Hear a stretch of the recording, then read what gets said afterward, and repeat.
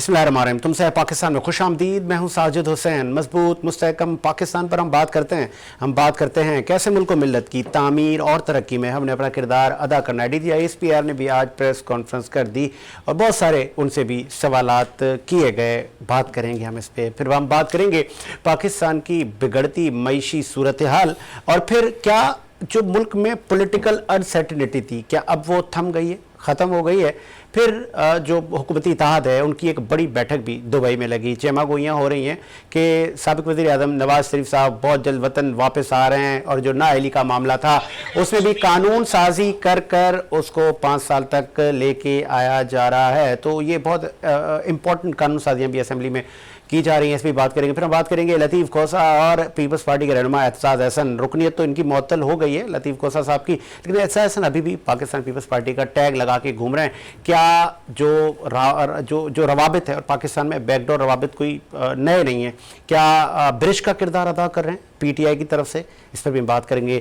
Studio मेरे साथ मौजूद हैं, आप मारूफ बिजनेसमैन हैं, आपकी इकनॉमी पे बड़ी गहरी नज़र है और पाकिस्तान की सियासत पे भी आप खासा अच्छा तजिया देते हैं। जनाब इकबाल अडवाणी साहब, आप CEO हैं सेविंग होम के। बहुत शुक्रिया सर अडवाणी साहब, आपने टाइम दिया। उनके साथ पाकिस्तान तहरीक इंसाफ की भी नुमाइंदगी कर रहे हैं कराची की मारूफ शख्सियत सलीम सचवानी साहब। बहुत शुक्रिया सर सलीम सचवानी साहब, आपने भी टाइम दिया। असिस्टेंट एडवोकेट जनरल साबिक सिंध जाहिद मदारी साहब हमारे साथ मौजूद हैं। बहुत शुक्रिया सर जाहिद मदारी साहब, आपने भी टाइम दिया। सर अडवाणी साहब, पहले तो मैं ज़रा DGISPR की प्रेस कॉन्फ्रेंस पे आता हूँ।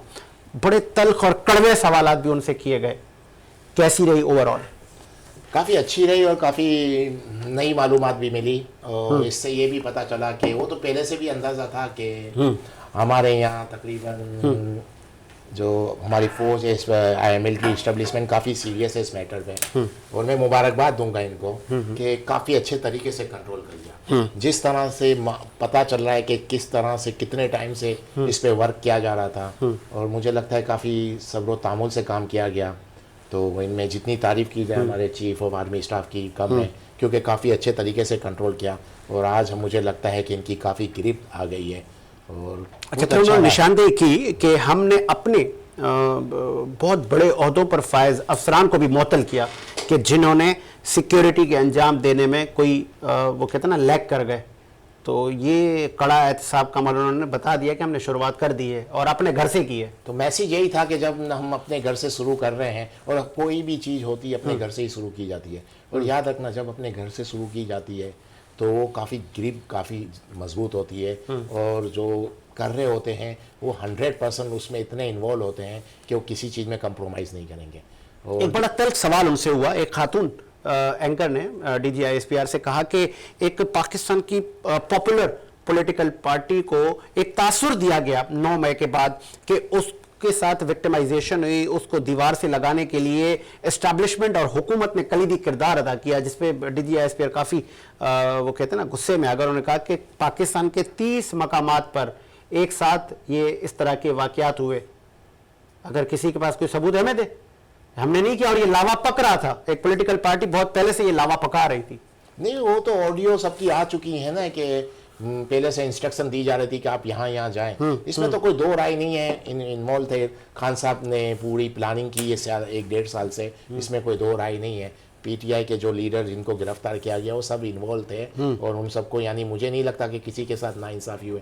हाँ, सोशल मीडिया का दौर है, सोशल मीडिया के ज़रिए वो कितना भी प्रोपागेंडा करें, लेकिन एविडेंस है, प्रूफ है, और हम सबको पता है, कोई अभी की बात नहीं है। खान साहब कितने टाइम से बोल रहे थे कि मीर जाफर, डर्टी हैरी, तो ये पहले से एक माइंड मेकअप तो चल रहा था ना, और इतनी ऐसी हालत हो गई थी कि लोग आपस में लड़ रहे थे, किसी को पता ही नहीं था। रोज एक स्टेटमेंट आए और 4 दिन बाद कुछ और स्टेटमेंट आ जाए, फिर एक स्टेटमेंट आए, फिर यानी इतना कंटिन्यू, इतना वो कहते हैं ना, इतना झूठ बोलो कि सच लगने लगे।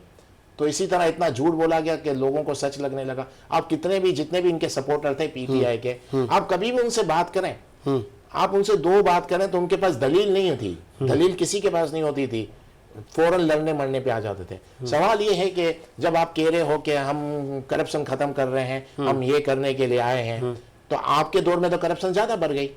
तो फिर क्या हुआ? मुझे इनको पकड़ना है, मुझे बताएं 3 साल 4 साल जो इनका दौर रहा उसमें उन्होंने काम क्या किया है? एक काम उनके पास दिखाने के लिए नहीं है।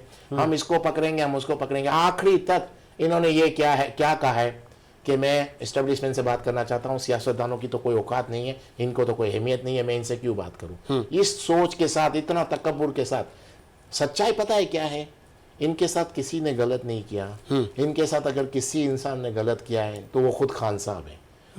खान साहब का सिर्फ एक ही दुश्मन था, वो खान साहब खुद थे। वो अपने वजन से गिरे हैं और उनकी प्लानिंग बहुत नेगेटिव थी, बहुत ऐसी सोच थी कि पाकिस्तान को सिवाय नुकसान के अलावा और कुछ नहीं पहुंचा रहे थे ये। और जब से आए, मैं तो सब कहूँगा 2014 से जब इन्होंने धरना दिया, तब से पाकिस्तान डिस्टेबलाइज होना शुरू हो गया है। जहाँ तक मेरी मालूमात, तो जहाँ तक मैं समझता हूँ, अब पाकिस्तान की मुझे लगता है थोड़े अच्छे दिन आने अच्छे दिन। चेयरमैन पीटीआई का चैप्टर क्लोज की तरफ जा रहा है, तो अडवाणी साहब कह रहे हैं अच्छे दिन आ रहे हैं। मैं आऊंगा सर, इस पे अच्छे दिनों पे मैं आता हूं। मैं जरा पीटीआई का मौकिफ जान लूं।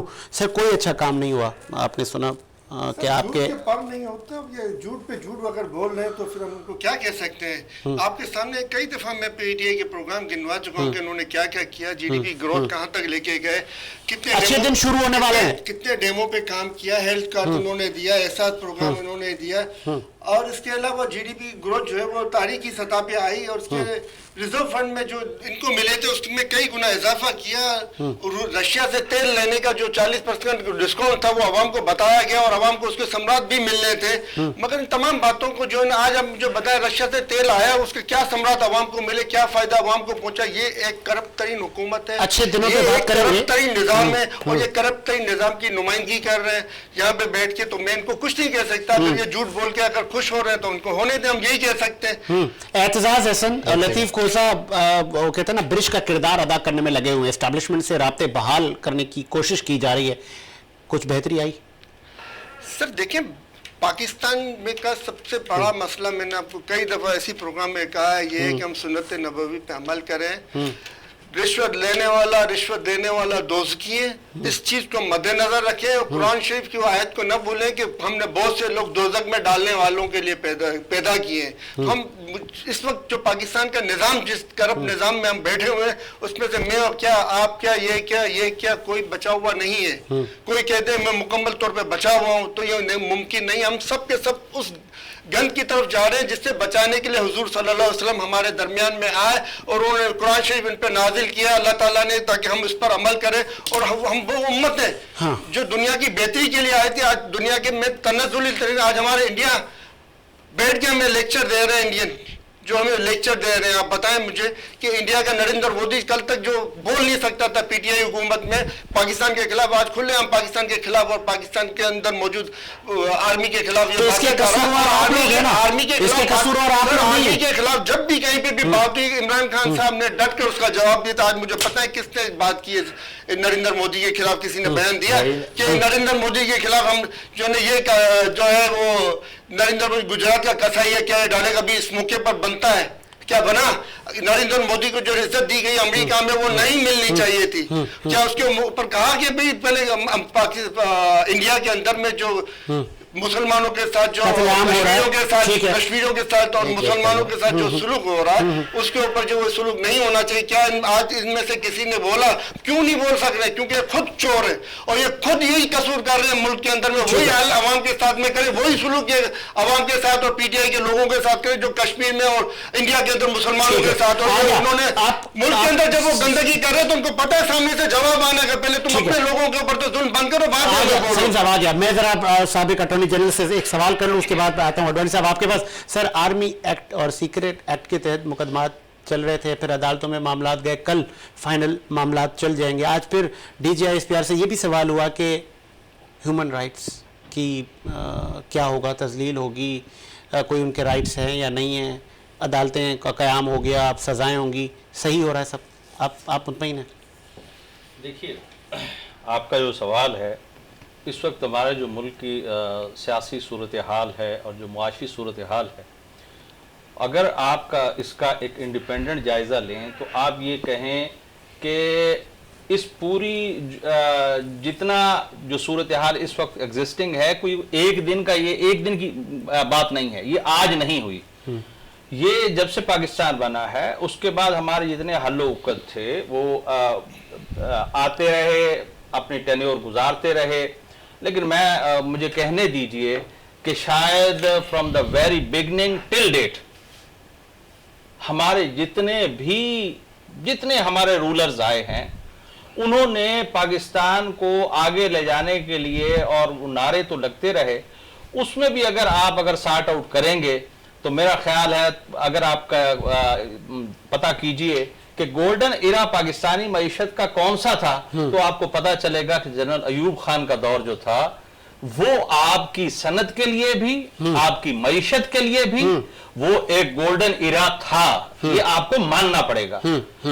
तो दूसरी चीज आप ये देखिए कि पाकिस्तान में, अगरचे मार्शल लॉ के मैं खिलाफ हूं, बीइंग स्टूडेंट ऑफ लॉ, और पाकिस्तानी मैं हमेशा डेमोक्रेसी जो है उसको पसंद करता हूं, लेकिन आप कहिए कि जब भी पाकिस्तान के अवाम को रिलीफ मिला, पाकिस्तान ने तरक्की की, पाकिस्तान की मईशत ने तरक्की की, तो याद रखिए, आप देख लीजिए उठा के, वो अयूब खान साहब का दौर हो, वो परवेज मुशर्रफ साहब का दौर ना करना सर फिर इख्तिलाफ हो जाएगा, फिर वहाँ बलोचिस्तान भी टूटता है, मैं अर्ज फिर वहाँ पे इमरजेंसी भी लगती है। मैं अर्ज करता हूं, आप डिफेंड कर रहे हैं ना सर, फिर आप एक तरफ कह रहे हो जमहूरियत का हामिल होता है,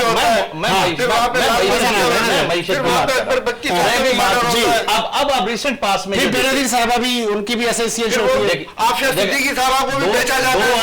2017 देखिए, 2017 में देखें, जहां तक इंटरवेंशंस की बात है, तो हमारी जो आला अदलिया है उसने एक उसूल तय किया था, ट्राइकॉटमी ऑफ पावर्स के 3 बेसिक बुनियादी पिलर्स हैं, अदलिया, पार्लियामेंट मुकन्नना, और जो है ये 3 जो पिलर हमारे ट्राइकॉटमी ऑफ पावर्स है, अदलिया को अपने उस डोमेन में रहना चाहिए, पार्लियामेंट जो है वो अपने उसमें, एग्जेक्टिव अपने अंदाज में रहे। लेकिन बदकिस्मती से हमारे यहाँ हर एक ने ट्रांसग्रेशन ऑफ पावर्स किया, अपनी जो है हुदूद को वो क्रॉस किया। मैं उसकी मिसाल देता हूँ, रिसेंट पास पे जाते हैं, पीछे ज्यादा लंबा नहीं जाते। आप देख लीजिए, जब नवाज शरीफ साहब की हुकूमत को टॉपल किया गया, क्या आप ये उस वक्त, क्या मैं इस वक्त फैक्ट्स एंड फिगर नहीं लेके आया क्योंकि मुझे पता नहीं था कि इस तरफ जाएगी। नहीं, उस वक्त तो सब लोग एक ही राग आलाप रहे थे ना सर। जी कि चोर चोर चोर चोर नहीं, लेकिन उस वक्त आप ये देखिए मुल्क की मुआशी सूरत हाल क्या थी, उस वक्त मुल्क के अंदर बिजनेस की क्या सूरत हाल थी उस वक्त लेकिन जब हमारे मुल्क की बदकिस्मती ये है कि हमारे मुल्क के हर कुछ अरसे बाद एक सिस्टम चेंज होता है, और वो मनफी चेंज हमें बिल्कुल उठा के जमीन। आज आपका 2000 का उन्होंने कहा, जनरल अयूब वो बीच में गायब कर दिया उन्होंने, जनरल जिया, उसके बारे में भी कुछ कहते हैं। बिल्कुल, जनरल जिया का आप देख लीजिए, बिल्कुल जनरल जिया का जो 11 साल या कम बेश इतना पाकिस्तान की तारीख का बदतरीन नदवा। आप ये देखिए, आप उनके दौर का, आप उनका मुआशी जितना है, जितना उनका दौर है। मैं आता हूं, मुझे प्रोड्यूसर ब्रेक का कह रहा है, एक ब्रेक लेते हैं सर प्रोड्यूसर साहब, और ब्रेक के बाद आते हैं।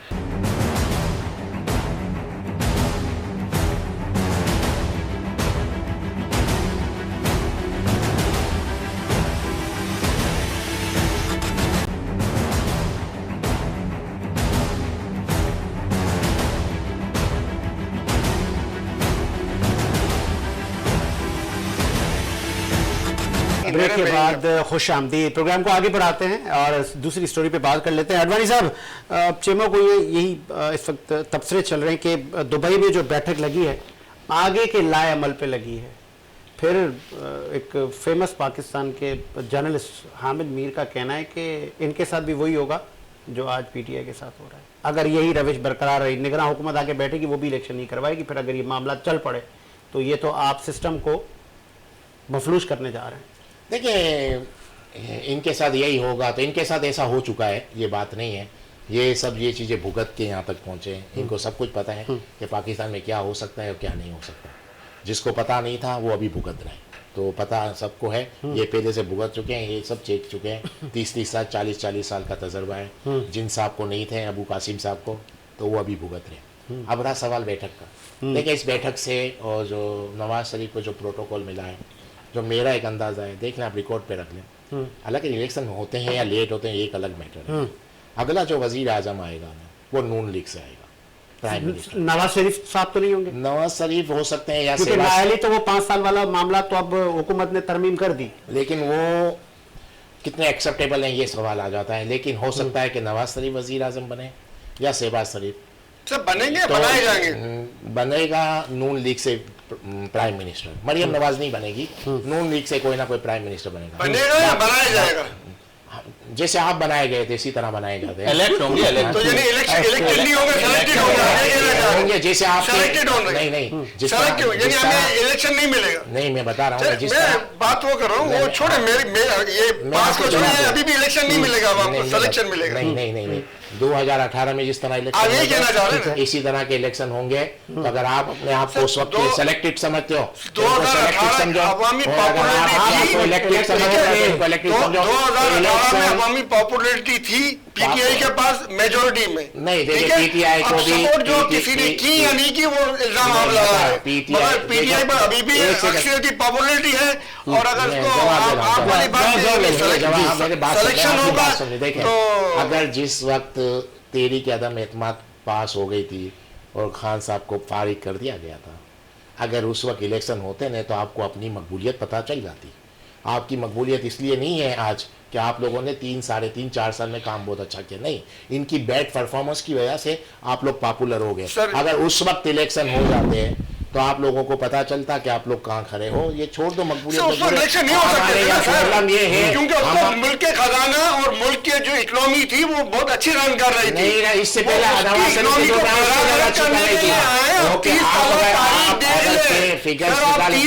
तारीख देख ले इनकी, इनके सारे एग्रीमेंट देख ले, सीपे के एग्रीमेंट देख ले, आईटीबीपी के एग्रीमेंट देख ले, सारे के सारे मुल्क दुश्मन एग्रीमेंट थे इनके, सब दुश्मन थे भाई, मुल्क दुश्मन एग्रीमेंट थे। अगर मेरी बात सुने, मैं इनकी तारीफ नहीं कर रहा, मैं ये बोल रहा हूं कि आप लोगों का भी कोई वोट बैंक अगर जिसको आप बोलते हैं भरा है, वो आप लोगों की परफॉर्मेंस से नहीं भरा, वो वोट बैंक भरा इनकी बैड परफॉर्मेंस की वजह से।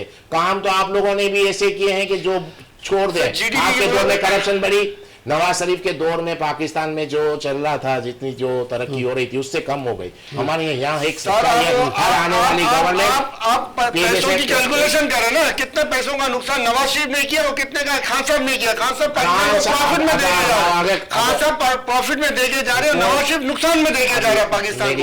जमीन आसमान का सवाल का जवाब खत्म नहीं करते, दूसरा सवाल करते हैं। आप मुझसे 10 सवाल करें, मैं 10 जवाब दूंगा, लेकिन आप मुझे जवाब तो देना है। कंपेरिजन करें मुझे सवाल का जवाब सवाल कर दिया। मेरा एक सवाल है, सिर्फ एक सवाल है, वो मैं आपसे एक ही सवाल करता हूं, ठीक है? आपको भी आसानी रहो, मुझे भी आसानी रहे, ठीक है? अब आप मुझे कैलकुलेशन बता दें कि कर्जे कितने लिए कि और कितना पेट्रोल कीमत में प्रॉफिट हुआ, कितने सीपी के पैसे आए और कितना इन्होंने कर्जा लिया और कितना इन्होंने मुल्क को दिया, कितना उन्होंने मुल्क को दिया। सवाल एक ही। ओके, 2018 में आपकी गवर्नमेंट आई, सब पहले 13 वाले बताए ना। हाँ ना, 2018 में आई ना आपकी गवर्नमेंट। आप लोगों ने 2022 तक आपकी गवर्नमेंट थी, कितना कर्जा लिया? जितना कर्जा आपने लिया इतना तो किसी ने नहीं लिया। तो हर आने वाली गवर्नमेंट के साथ ये प्रॉब्लम है।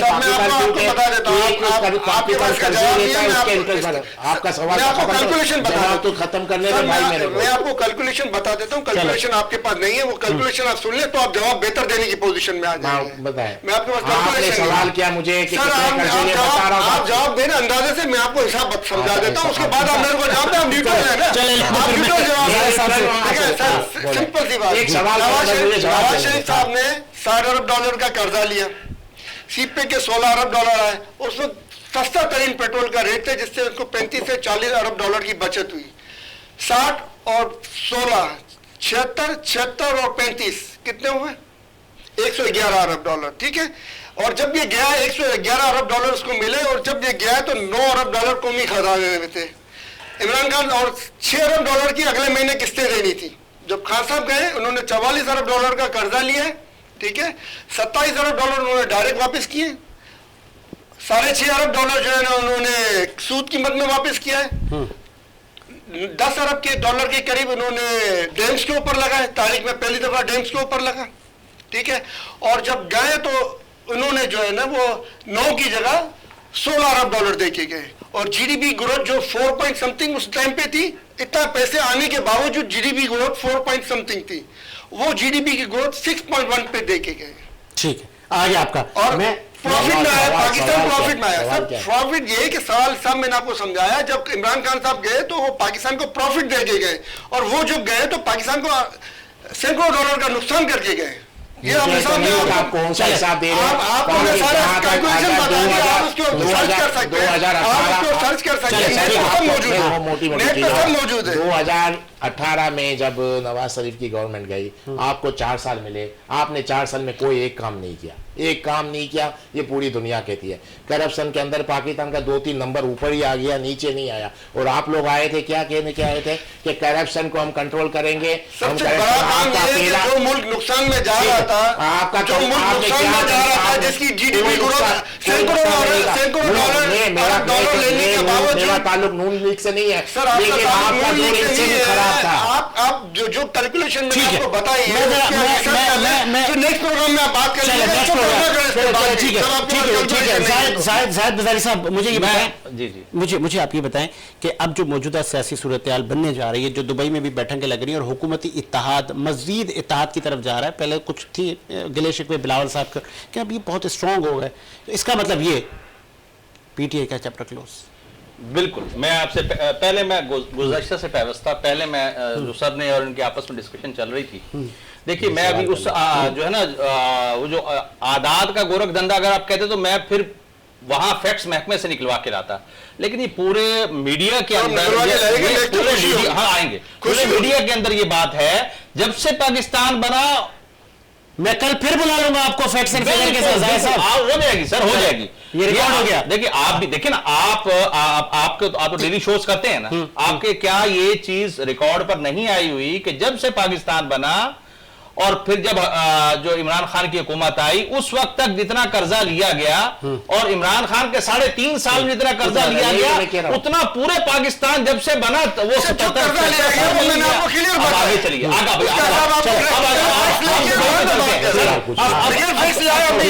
एक टच करते हुए 25 अफराद को इमरान खान के दौर में आर्मी एक्ट के तहत सजाएं दी गई। मैं अगर मैं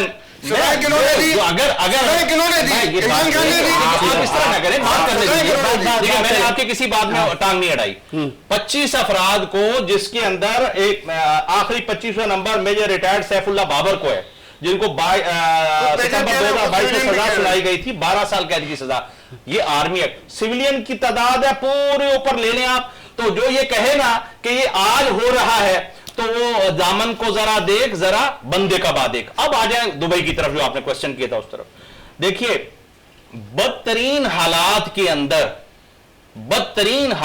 अंदर आप एप्रिशिएट कीजिए कि नून लीग ने अपनी पॉलिटिकल जो उसकी इंटेग्रिटी थी, जो पॉलिटिकल उसकी आवाम के अंदर उसकी जो इज्जत थी, उसको स्टेक पे रख के in the larger interest of the nation and in the larger उन्होंने एक्सेप्ट किया और चैलेंज दोनों पीपल्स पार्टी, मतलब आप जरदारी साहब को भी आप अप्रिशिएट कीजिए, आप मियां नवाज शरीफ को, शहबाज शरीफ को भी अप्रिशिएट कीजिए, मिलके इन्होंने इस मुल्क को जो इस वक्त बदतरीन सूरत हाल थी और साथ जो है यस ऑफ कोर्स जो आर्मी चीफ है सिटिंग, उन्होंने मिलके आके इस बदतरीन हालात में जब मुल्क की एक ऐसी सूरत हाल है कि आईएमएफ आपको कर्जा नहीं दे रहा, अभी भी नहीं दे रहा, देख सुन लीजिए ना, आईएमएफ आपको कर्जा नहीं दे रहा। ठीक है। हालत यह थी कि आवाम को इतना इंसाइट कर दिया गया था कि बलवे की शक्ल में आवाम और मिलिट्री को सामने खड़े करने की कोशिश की गई।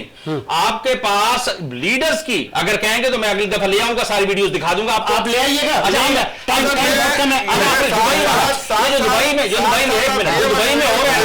दुबई में हो रहा है, मैं समझता हूं कि जरदारी साहब भी सीजन पॉलिटिशियन है, उन्होंने 11 साल उन्होंने सजा काटी है, लेकिन उन्होंने अपने वर्कर्स को यह नहीं कहा कि आर्मी की इंस्टॉलेशन पे हमले करो।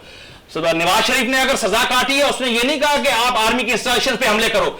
दो बड़े अगर पार्टियां इस मुल्क की इकट्ठी हो रही हैं तो ये मुल्क के लिए खुशाइंद है और इंशाअल्लाह मुझे बहुत यकीन है, उम्मीद से ऊपर है नया पाकिस्तान। ठीक है, पाकिस्तान बहुत अच्छा है। इकबाल अली साहब, आगे का पाकिस्तान कैसा है? पहले मैं एक बात का जवाब देता चलूं कि इन्होंने कहा नवाज शरीफ और जरदारी ने मिलकर मुल्क की खातिर आए और सबको संभाला, इसे खतरनाक अपने सियासत को दाव पे लगा दिया। सही है ना? तो मैं पहले ये क्लियर करूं, कोई सियासत ब्यासत को दाव पे नहीं लगाया गया था, अपने केस खत्म करने आए थे भाईजान कि इनके केस खत्म हो जाएं। तो इनको ये डर था कि अगर हमारे केस नहीं खत्म होंगे और वो जनरल फैज जो हमीद है उनके साथ मिलकर इमरान खान हमको 10-12 साल के लिए फारिग कर देगा और हमारे केस खत्म नहीं होंगे, हम जेलों में होंगे। कोई भी पाकिस्तान के लिए नहीं आया, अगर पाकिस्तान के लिए कोई भी आने वाले लोग होते तो पाकिस्तान का ये हाल नहीं होता। पहले तो मैं इस बात को बताऊँ, वो अपने केस खत्म करने आए थे। बाकी क्या सवाल है आपका? दूसरा सवाल ये कि अब ये जो आज प्रेस कॉन्फ्रेंस से हो रही हैं, 9 मई भी गुजर गया, अब इलेक्शन की तरफ जा रहे हैं, सूबाई जो हुकूमतें चल रही हैं गैर आईनी चल रही हैं, अब आगे क्या होने जा रहा है? देखें आगे अभी देखें जो भी इनके जो सेटलमेंट देखो किस तरह होते हैं। जहाँ तक मेरा एक अंदाज़ा है, जो मेरी मालूमात है, शहबाज शरीफ अभी एक ऐसी पर्सनालिटी है जो इंटरनेशनल और नेशनल दोनों इस्टेब्लिशमेंट को काबिल कबूल है एज ए प्राइम मिनिस्टर।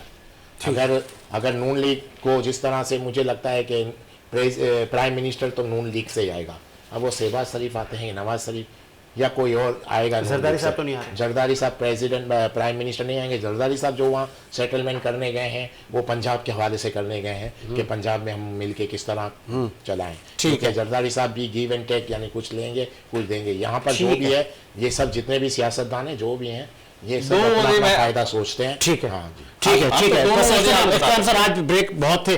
सज्जन साहब लास्ट में आप क्या कहना चाहेंगे मौजूदा जो इकोनॉमिकल क्राइसिस चल रहे हैं कैटेगोरिकली?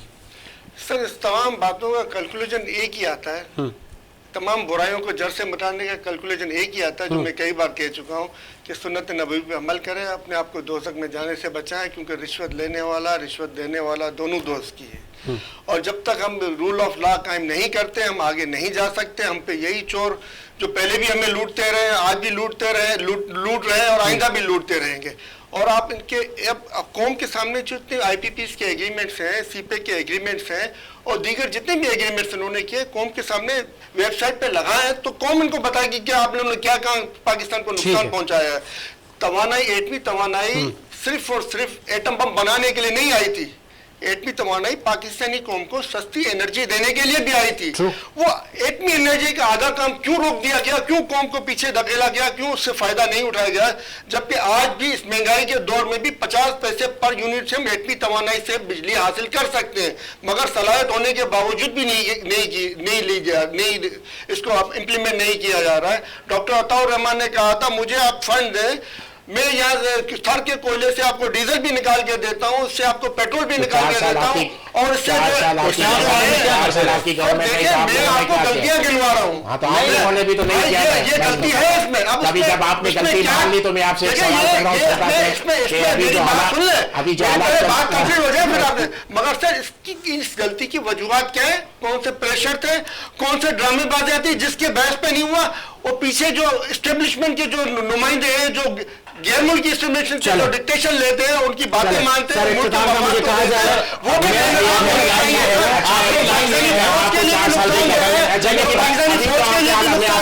और पाकिस्तानी अवाम के लिए नुकसान से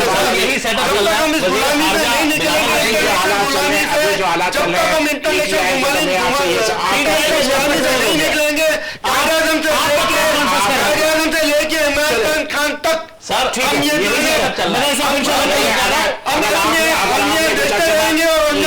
अगर आपने कुछ अरसे बाद अगर प्रेस कॉन्फ्रेंस कर दी तो ये वाली क्लिप है सब चलानी पड़ेगी।